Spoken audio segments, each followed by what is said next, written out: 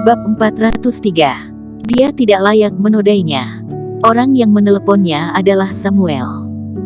Dia berkata kepada Erikin lewat panggilan, Asosiasi Budo Kota B bermaksud untuk memperbaiki hubungan antaramu dengan keluarga Su dan secara khusus mengundangmu untuk datang ke Asosiasi Budo di Kota B. Erikin mencibir, Samuel, niat jahat apa yang ada di dalam pikiranmu? Sebaiknya kamu langsung mengatakannya dengan jelas.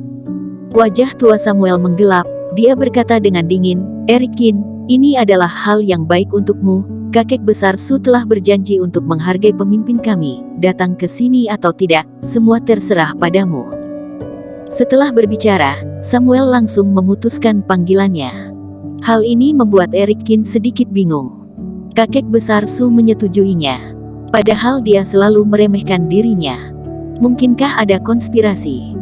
Setelah memikirkannya lagi dan lagi, Erikin akhirnya memutuskan untuk pergi ke sana untuk melihat niat jahat apa yang dia sembunyikan. Keluarga Su, kakek besar Su sedang berganti pakaian. Manajer di samping berdiri dengan hormat dan menunggu instruksi kakek besar Su. Apa yang Roger Su lakukan belakangan ini? Saat ini, kakek besar Su tiba-tiba bertanya. Manajer berkata dengan cepat, dia membeli sebuah rumah pedesaan di bagian selatan, lalu memancing dan bermain catur setiap hari.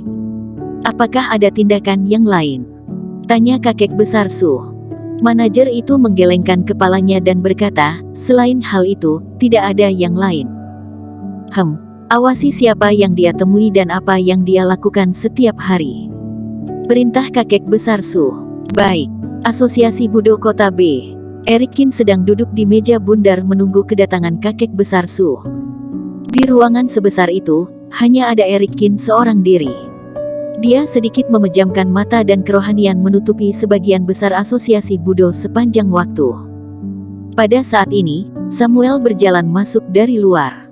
Di sampingnya, ada sekretaris Zeng.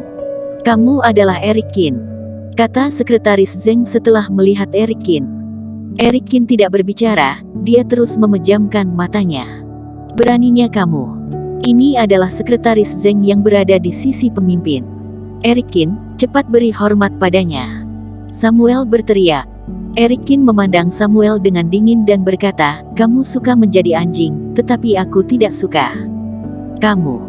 Samuel hendak mengatakan sesuatu ketika sekretaris Zeng melambaikan tangannya. Setelah itu, dia duduk di hadapan Erikin dan berkata, pemimpin bermaksud untuk memperbaiki hubunganmu dengan keluarga Su. Erikin, tidak peduli seberapa dalam kebencianmu, tidak perlu sampai membuat masalah dan membunuh orang. Kesan Erikin kurang baik terhadap orang asosiasi Budo di Kota B, sehingga apa yang dikatakan sekretaris Zeng, Erikin menganggapnya sebagai radio rusak. Melihat bahwa Erikin mengabaikannya, sekretaris Zeng berhenti berbicara dan bangkit untuk berjalan keluar. Samuel menyipitkan matanya dan berkata, Erikin, jangan sombong, sebelum kamu masuk ke tingkat Grand Superior Master, Asosiasi Budo Kota B memiliki 1000 cara untuk membunuhmu. Kalau begitu cepat bertindak, Erikin mencibir. Kalau tidak, pada saat aku masuk ke tingkat Grand Superior Master, aku pasti akan menghancurkan Asosiasi Budo Kota B sampai ke akar-akarnya. Samuel mendengus dingin, dan pergi. Setelah puluhan menit berlalu, sosok kakek besar Su akhirnya muncul di restoran. Di sebelahnya ada sekretaris Zeng. Dia perlahan-lahan duduk di sisi berlawanan dari Erikin, kemudian sekretaris Zeng berbicara, kakek besar Su, aku harap Anda akan menghargai pemimpin kami. Kakek besar Su berkata dengan datar, jika aku tidak menghargainya, aku tidak akan datang hari ini. Baik. Sekretaris Zeng mengangguk, setelah itu, dia berdiri dan berkata, kami, Asosiasi Budo Kota B telah menyelidiki dendam di antara kalian berdua dengan jelas. Para atasan meminta adanya stabilitas sosial, mereka tidak ingin kalian terus berlanjut seperti ini. Oleh karena itu, Asosiasi Budo Kota B telah membuat sebuah rencana untuk kalian, kata sekretaris Zeng. Dia mengeluarkan sebuah dokumen dan kemudian melanjutkan, Vinola Su meninggal di keluarga Su, kakek besar Su, Anda dapat menikahkan seorang cucu perempuan Anda dengan Erikin, hal ini digunakan sebagai kompensasi. Dengan cara ini, musuh dapat diubah menjadi teman dan aliansi yang kuat dapat dicapai. Ketika mendengar kata-kata ini, wajah Erikin tiba-tiba menjadi sangat jelek, dia merasa sangat marah. Di mata orang-orang seperti mereka, apakah segala sesuatu di dunia ini dapat dipertukarkan seperti barang? Sebelum Erikin berbicara, kakek besar Su mencibir, "Sekretaris Zeng, apakah kamu bercanda? Apakah dia pantas dengan cucu perempuan dari keluarga Su? Hari ini aku datang karena menghargai pemimpinmu, tetapi itu tidak berarti dia memenuhi syarat untuk bernegosiasi denganku."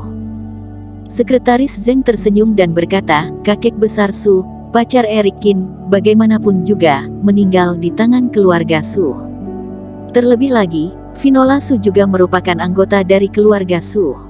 Kapan aku mengakui bahwa dia berasal dari keluarga Su? Dia telah dikeluarkan dari keluarga Su sejak belasan tahun yang lalu," kata kakek besar Su dengan dingin. "Selain itu, semua cucu perempuanku seperti seekor angsa putih, dia yang hanya seorang seniman bela diri tidak layak menodainya. Dia tidak layak bergabung dengan keluarga Su." Sekretaris Zeng ingin mengatakan sesuatu, tetapi pada saat ini Erikin telah berdiri. Dia memandang kakek besar Su dengan dingin dan berkata, "Kamu tidak perlu berpikir berlebihan, aku juga tidak tertarik dengan orang-orang dari keluarga Su. Selain itu, jika keluarga Su ingin memperbaiki hubungannya denganku, hanya ada satu cara." Ketika membicarakan hal ini, Erikin berhenti sebentar. Dia mengarahkan jarinya ke arah kakek besar Su dan berkata, "Kamu, pergi bersujud di depan batu nisan Finola Su dan juga mengundurkan diri dari kedudukanmu. Binatang kecil, tahukah kamu apa yang kamu bicarakan? Keluarga Su bisa membunuhmu semudah menginjak-injak semut." Kakek besar Su menyipitkan matanya dan tatapan matanya dipenuhi dengan energi pembunuh. Erikin tidak ingin berbicara lama-lama dengannya, jadi dia bangkit dan berkata, "Sekretaris Zeng, terima kasih atas kebaikan pemimpinmu, tetapi maaf, aku tidak ingin menerimanya. Selain itu, Finola Su tidak dapat digantikan oleh siapapun, aku akan membuat seluruh keluarga Su menemaninya di dalam makam." Setelah mengucapkan kalimat ini, Erikin membalikkan badannya dan pergi. Kakek besar Su berkata dengan marah, "Apa-apaan dia? Apakah dia berhak melakukan negosiasi denganku? Sekretaris Zeng, apakah pemimpin kalian merendahkanku?" Kakek besar Su, "Sama sekali tidak ada maksud seperti ini." Sekretaris Zeng sedikit tidak berdaya. Kakek besar Su berkata dengan dingin, "Orang seperti dia layak masuk ke keluarga suku.